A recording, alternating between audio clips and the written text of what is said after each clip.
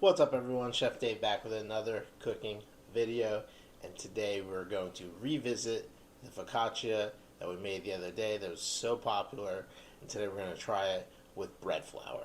Should be super interesting. I think it's going to come out even better, but you never know until you try, so let's get into it.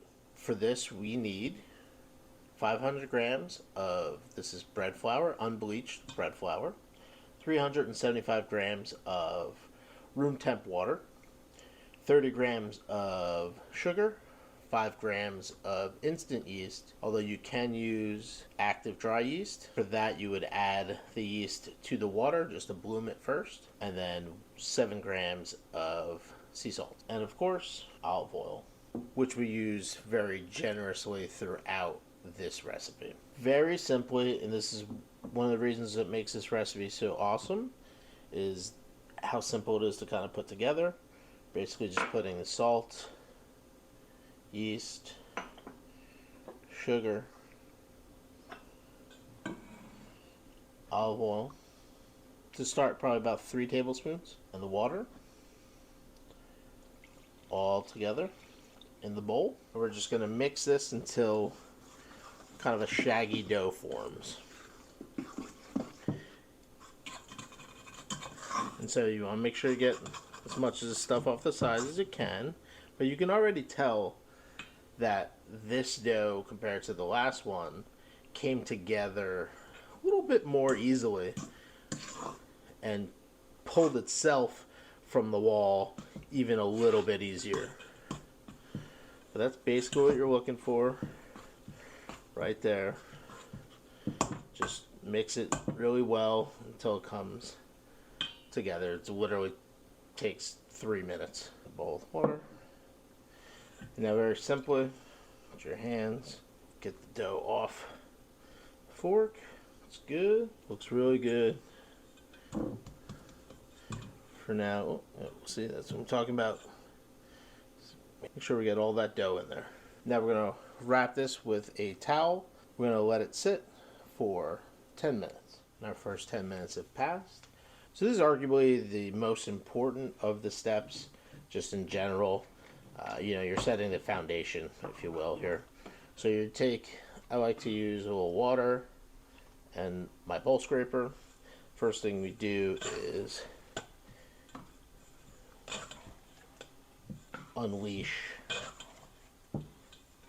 the dough from the sides and from underneath. Okay. You want to be generous with the water, okay? We're not afraid of water in this recipe. All right, you don't want to add too much, but it's okay to make sure everything is kind of wet when you're doing it. Now that we have released it, wet our hands really well, and we're going to do our folds. 1,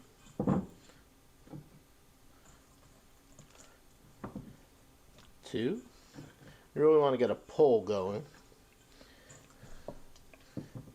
Okay.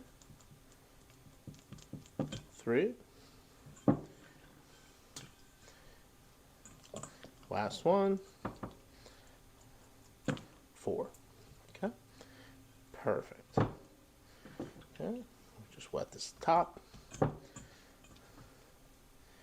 Just like that. Now we're going to let this rest another 10 minutes.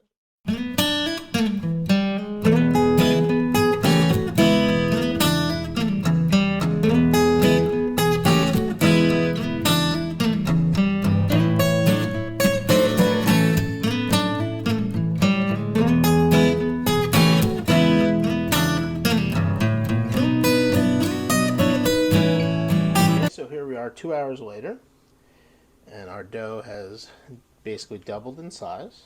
This is perfect the way it is. You can see the bubbles forming on the top. It looks beautiful. Now set this aside. Now last time we did this in a casserole pan. This time we're going to do it flat. So again, super generous with the olive oil. You want to just take your fingertips, spread it to basically all the parchment without obviously slopping over the side or anything.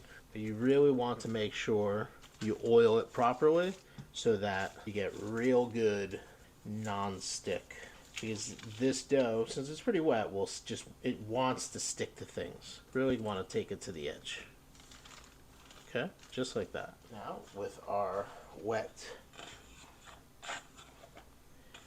bowl scraper,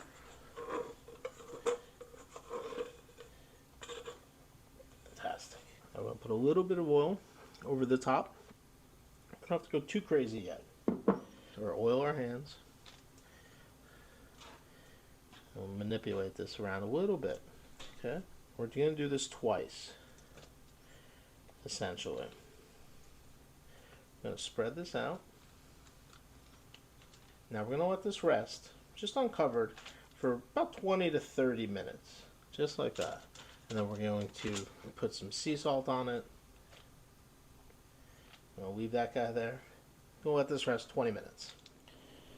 Alright, rested for about 25 minutes or so. Now we're ready to bake. Already looks amazing with these beautiful bubbles. We're going to add a little bit more olive oil on top, just like that. And then we're going to put a little sea salt, keeping it very kind of natural this time. And we're just going to take our fingers and just give it a little bit more of a divot, pump.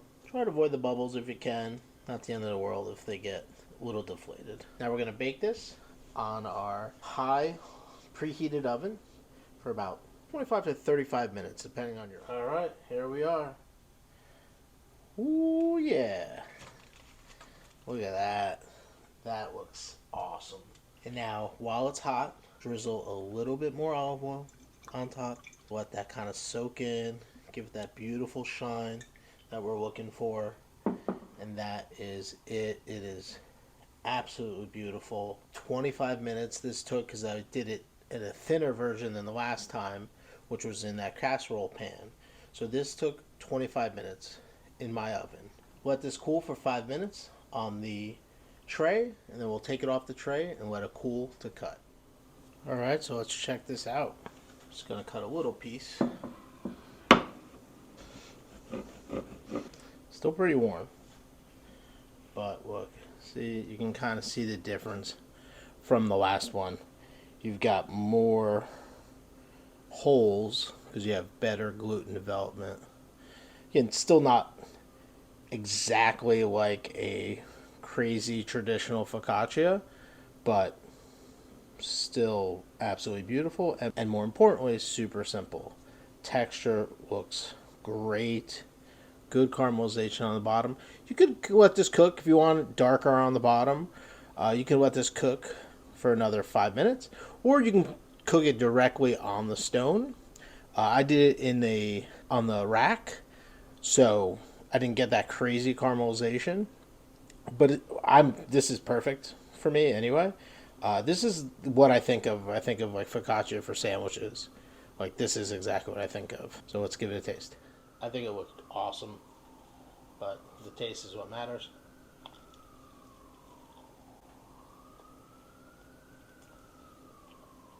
I mean, that's great. For the work put in, that's like, dude, it's such a winner. This recipe is awesome. Flavor's great. Salinity on the bread itself is great. You got that little pop with the fleur de sel on top. Texture is really good. It has a little bit more chew to it because of that bread flour, which is really, really nice.